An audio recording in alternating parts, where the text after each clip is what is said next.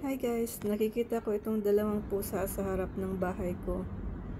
Ang cute nila guys. Pero hindi ko pala alam guys na ito yung ginagawa ng dalawang pusa. Akala ko talaga na nagtatambay lang itong dalawang pusa sa harap ng bahay ko. Hindi pala makaalis itong maitim na pusa guys. May isa pa akong pusa guys na puti. Kaya lang hindi ko siya nakita ngayon. Kasi dahil sa dalawang to. Tignan nyo guys, ang cute-cute ng nakaitim. Gusto ko siyang tignan. Nakatingin siya sa akin. Bakit ka nakatingin sa akin, Ming? Anong inisip mo, ha? Ano nangyari sa tinga mo?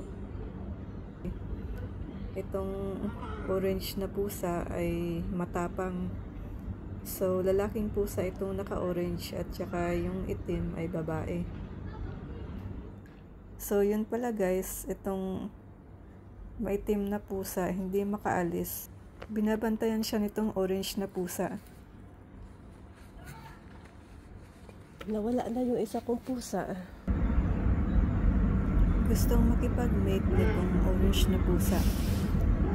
Kaya binabantayan niya ito si Black Cat. At ang tapang nitong orange. Ayaw niyang paalisin si Black Cat. Tignan niyo guys anong gagawin nila.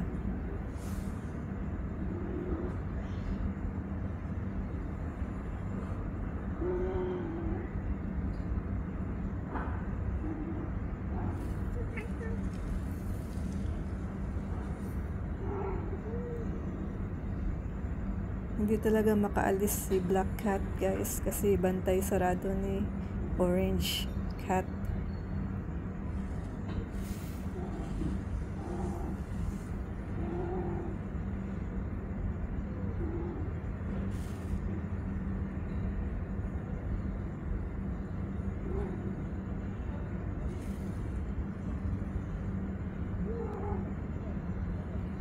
Panoorin nyo guys, awang-awa ako nito ni Black Cat.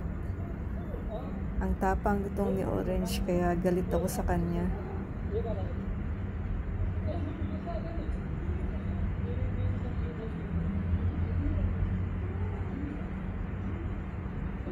Oh no, gulat kayo guys, ano. Ang tapang talaga guys. Awang-awa ako nito ni Black Cat.